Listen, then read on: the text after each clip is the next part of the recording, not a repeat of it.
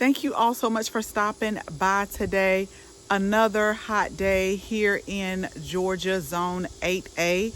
But I want to share with you something that I think will be really quick.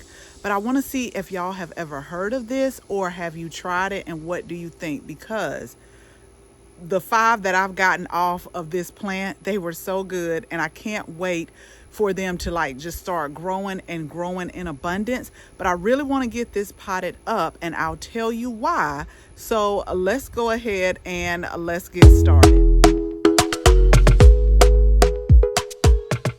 Okay, so on our live, y'all know that I've decided to start doing like a weekly to-do list in the garden, and I've started. I'm not finished, but I'm going to take a quick detour and share with you what I want to do today. And I'm going to tell you really the reason why I'm doing it. I probably wouldn't do it today, but I do want to talk to you about the real reason behind it. And I don't want to lose another plant to the neglect of myself or to this heat. Okay, so a little while ago, I picked up these Barbados Cherry plants.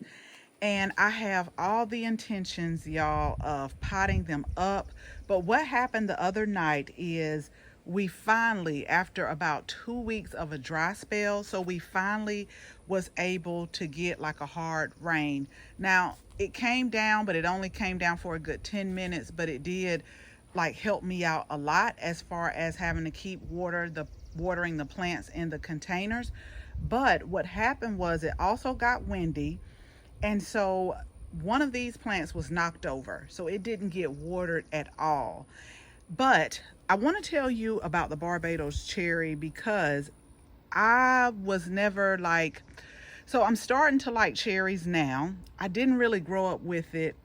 It was okay when I was growing up, okay, younger, but now I'm really starting to like them.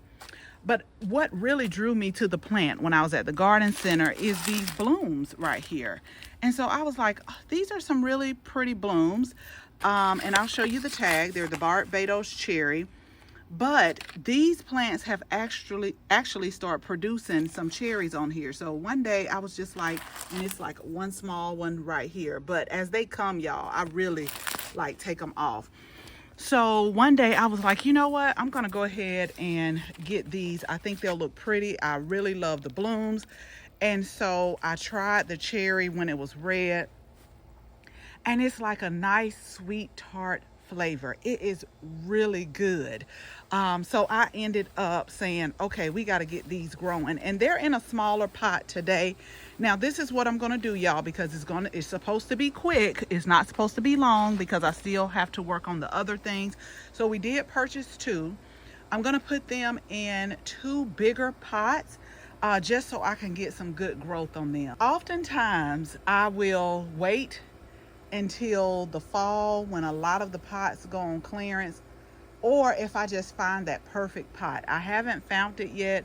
I do have some pots that I could possibly put it in, but what we're going to do is I'm going to say we're going to put it in a holding pot, and I'm going to put it back with the rest of the other fruit trees that we're growing, like the pomegranate. We got some citrus growing. I'll show you once I get it back there, but we're just going to pot these up. I'm going to make sure I put my straw mulch on here because I'm telling you, I've got to get a move on planting a lot of stuff because I'm doing a lot of hand watering of containers that I should have had like either in the ground, in the raised beds, or just planted all together. Before I start planting, I want to share with you the growing requirements and why that these are going into pots. Now when I did stay in Savannah, I saw a lot of these, and they do have them up here in the Atlanta area. But when you look at the back, you have to make sure that you really focus on the cold hardiness of it. Oftentimes we can get these plants thinking that they're going to survive, and then that's how you end up pretty much wasting money. It's really important to read the label. So the reason why I am planting these in containers is because I know for a fact that this area gets below 30 and it gets below 20. As a matter of fact, it got down to 13 last season. So that means that if I need to bring them inside or put them in a garage or put a frost blanket on them, I will be able to do that without, the chances of losing it. I'm not going to say I won't lose the plant, but I can kind of better protect it as well. And so if you look at it, it gets about 6 to 8 feet in height and 6 to 8 feet in width, which is not bad. That's not a really big tree to me. So if I do need to bring them inside, I think I do have enough clearance to where they can stay in the pots and still continue to grow. So I just want to really emphasize, it's always good to read the labels, because the garden centers, they put a lot of things out that may not be for our area. Most of the time they don't. Most of the time the things are adaptable to the area. But I mean, when I saw these blooms, y'all, I'm like, oh, these blooms are so pretty. And I'm quite sure a lot of people say that too. And they're like, oh, let me get this cherry tree. Now, they do have other cherries that can grow in our zone here in 8A, but these are Barbados cherry. So I immediately knew that these were like a tropical tree, a tropical plant that you would need to grow. So that's why we're going to put these in pots. I just want to get them out of these smaller pots, and I want to get those building the roots. And this is, like I said, a holdover pot until I really find like the pot that I want to use. And this is why I recycle my pots as well, because this is going to come in perfect. So let me go ahead. I'm going to get my potting soil. I got a little compost that I'm going to add in here. And then I'm going to add some plant tone and make sure that I mulch it. So let me go ahead and do that. And then I'll show you what we end up with.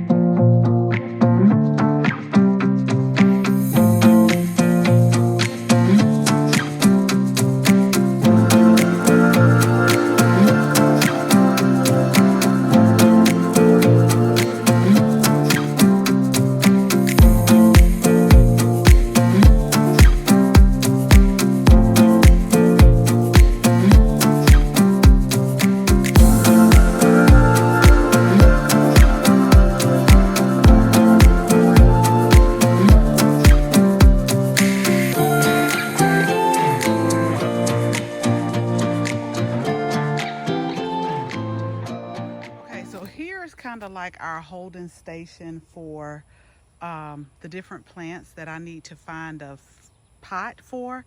But I know y'all might think I'm making this up, but as soon as I repotted these, I felt like these Barbados cherries just start waking up and saying, thank you very much for putting us in a bigger pot.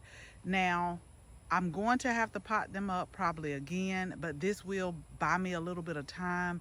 And the soil was super dry, and I shared with you where like 2 more cherries are coming on. But these beautiful blooms, y'all, I got a feeling that they're gonna make even more cherries. And so back here, I call this my holding station, because we have some lemons, some limes growing on here. But these are all things that I have in a pot right now, for the simple fact that if it gets too cold, I will have to bring them in. Now, the pomegranate plant, I didn't have to bring in. I left that out. I just have to find somewhere to put it eventually. But that's kind of like on the lower priority list, because this really is a super big pot. I'm not sure what gallon it is. I've had these for a while, but they'll do the job for the time being. And so what I'm going to do, y'all, is keep everything watered and just really look at, when I'm out and about, just look at some different pots, and it'll jump out at me, and then I'll come and repot it. But I just feel a little bit better because I don't want to lose these plants. And so I have a feeling that I'm going to get a few more cherries on here now that they're potted up. So as always, thank you all so much for watching this video. Make sure you share this video with your family and your friends. And if you're not a subscriber, y'all, go ahead, tap the subscribe button. Make sure you tap the bell so that you can receive notification each and every time we upload a new video. Again, thank you all so much for watching. And until the next video, bye-bye.